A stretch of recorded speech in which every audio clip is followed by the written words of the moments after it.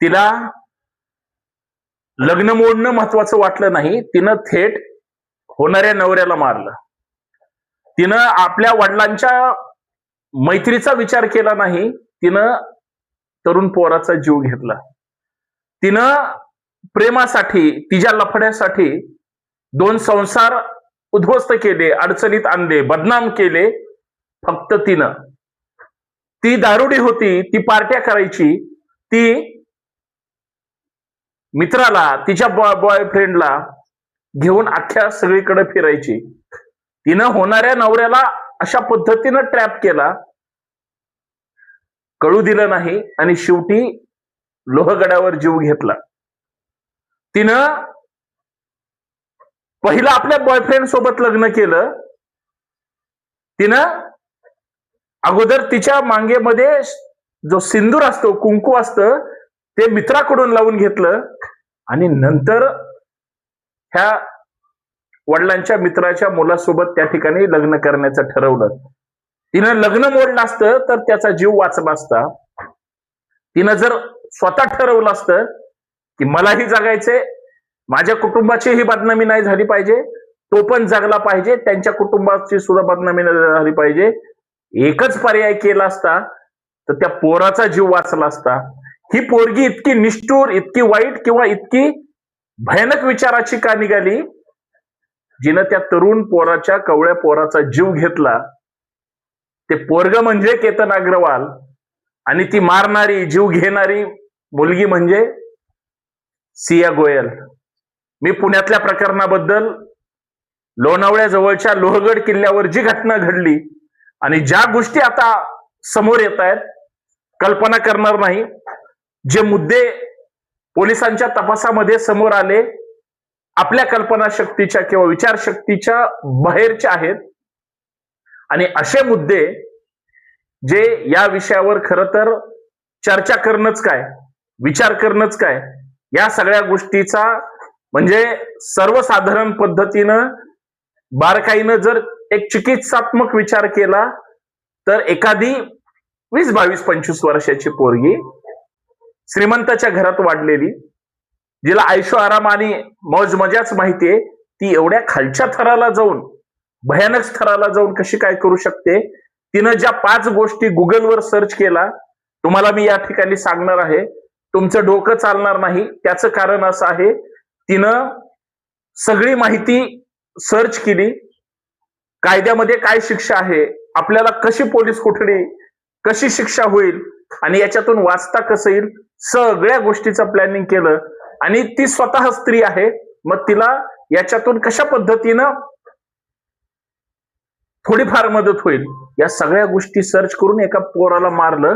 आणि ही घटना इतकी भयानक आहे आणि या प्रमुख मुद्द्यावर एक वेगळ्या अर्थानं चर्चा करणार आहे. मी पुण्यातून ॲडव्होकेट संतोष शिंदे, आपल्या सर्वांचं बंडखोर नेता या हक्काच्या युट्यूब चॅनलवर मनपूर्वक हार्दिक स्वागत. विनंती एवढीच आहे, हा व्हिडिओ शेवटपर्यंत पहा, जास्तीत जास्त शेअर करा. नवीन असाल तर चॅनल सबस्क्राईब करा, बेल आयकॉन प्रेस करा, नोटिफिकेशन ऑल ठेवा. संतोष शिंदे म्हटलं, युट्यूब असेल, फेसबुक असेल किंवा इंस्टाग्राम, आपल्या समाज माध्यमांवर खरी माहिती रोखठोक आणि स्पष्ट पद्धतीनं या महाराष्ट्रासमोर आली पाहिजे. आणि काही गोष्टी ज्या सोयीनं त्या ठिकाणी चालवल्या जातात, त्याला बगल देऊन बरं बोलण्यापेक्षा खरं बोललं पाहिजे, म्हणून हा सगळा प्रपंच. लोणावळ्यामध्ये लोहगड किल्ला आहे. खरं तर इतिहासाचं फार मोठं, सह्याद्रीच्या पर्वत रांगामध्ये इतिहासाला परत परत उजाळा देणारं एक ऐतिहासिक ठिकाण. त्या लोहगड किल्ल्यावर याच सिया गोयल नावाची मुलगी आपल्या मित्रासोबत, चौधरी सोबत, ती होणाऱ्या नवऱ्याला सोबत घेऊन फिरायला गेली. एकदा नाही, 2दा त्याला मारण्याचा प्रयत्न केला, पण त्याच्या लक्षात नाही आलं. आणि शेवटी असा दिवस उजळला की जिथं त्याला वर नेहून गोड बोलून ढकलण्यात आलं, बनाव करण्यात आला. सियानं सांगितलं म्हणून तिच्या बॉयफ्रेंडने ढकलून दिलं. प्रकरण बाहेर येतंय, प्रकरण समोर येतंय, याच्यावर भरपूर चर्चा होते.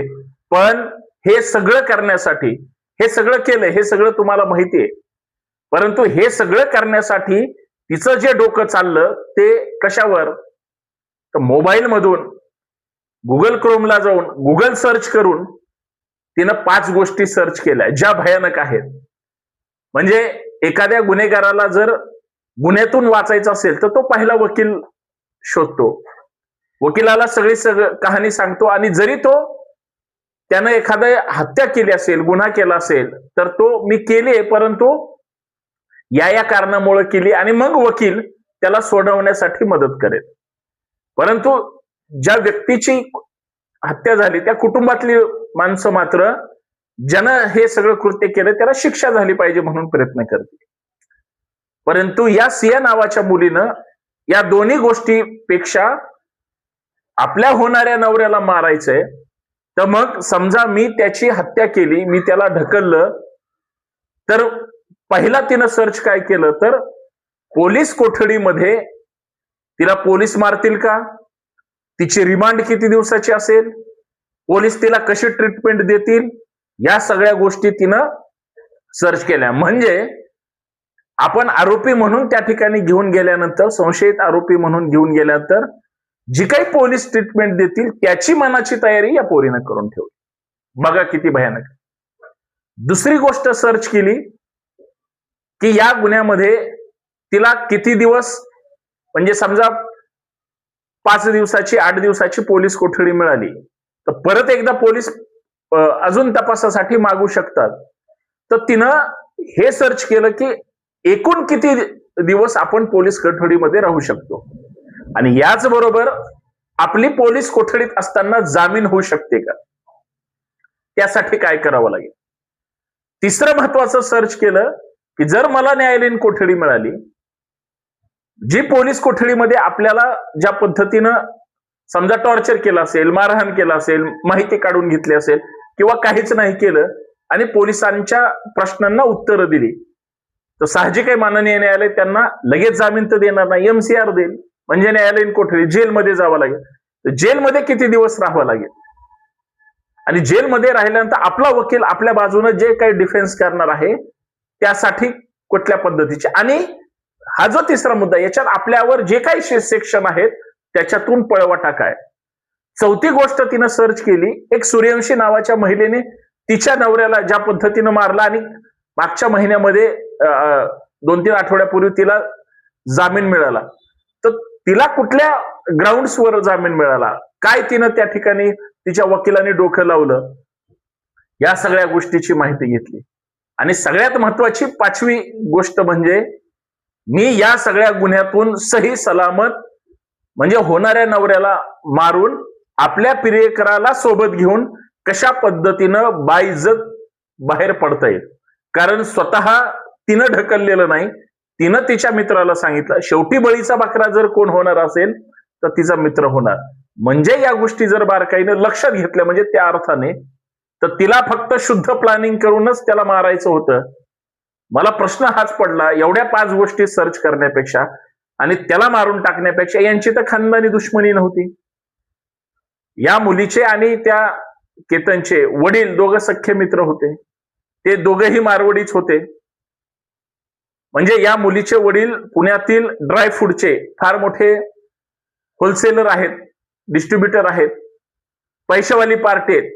तिच्या वडिलांनी सुद्धा सांगितलं की माझ्या मुलीला पण तशी शिक्षा झाली पाहिजे, असं म्हणणारा बाप सुद्धा नंतर एक नामांकित वकील त्या ठिकाणी मुलीसाठी देतो, याचा सुद्धा विचार झाला पाहिजे. एवढ्यावरच यांचं प्रकरण थांबलेलं नाही. अग्रवालच्या घरात गोयलची मुलगी दिली, तसं त्या अग्रवालची मुलगी गोयलच्या घरात येणार होती, हे सुद्धा लग्न जमलं, हे सुद्धा त्यांनी फार काळ लपवलं होतं. आणि सगळ्यात महत्वाचा शेवटचा मुद्दा, सियाचं तिच्या बॉयफ्रेंड सोबत अगोदरच लग्न झालं होतं. ते त्यांच्यातलं म्युच्युअल अंडरस्टँडिंग असेल किंवा काय असेल, म्हणजे याचा अर्थ तिचं पहिलं लग्न झालं, तिनं हे दुसरं लग्न ठरवलं गेलं जे झालं नव्हतं. आणि शेवटी लग्न मोडण्यापेक्षा त्या पोराचा जीव घ्यावासा हिला जर वाटला असेल तर ही किती क्रूर विकृती आहे. आणि त्याच्यामध्ये या श्रीमंताच्या धनदांडग्यांच्या ज्या पुरी पार्ट्या आणि इतर गोष्टी हव्यासासाठी ज्या करतात, त्याच्यामध्ये हकनाक या म्हणजे निरागस मुलाचा जीव गेला का याचा शोध आणि बोध घेणं गरजेचं आहे. कायद्याने जे काही पनिशमेंट व्हायची ती यांना होणार आहे. कायदा सुट्टी नाही देणार, परंतु त्याच्यातून जर ह्यांनी काही चाल खेळली तर मात्र प्रकरण वेगळ्या पद्धतीने आपल्या समोर येऊ शकतं. पण अशीही लोक सर्च करून एखाद्याला संपवू शकतात, हे भयानक सत्य आपल्या समोर आलं. खरं तर याच्याकडे बारकाईनं पाहिलं. आणि ही सगळी पैशावाली जी मंडळी आहे हे कशा पद्धतीने उन्माद करतात. आई वडिलांनी जर अगोदरच त्यांच्यावर लक्ष ठेवलं असेल, चांगले संस्कार त्या मुलीला जर बापाने दिले असते तर असं घडलं असतं का याचा शोध आणि बोध घेणं गरजेचं आहे असं मला वाटतं. तुम्हाला काय वाटतं नक्कीच कमेंट करून कळवा. धन्यवाद. व्हिडिओ कसा वाटला नक्कीच कमेंट करून कळवा ना. हा व्हिडिओ जास्तीत जास्त शेअर करा. धन्यवाद.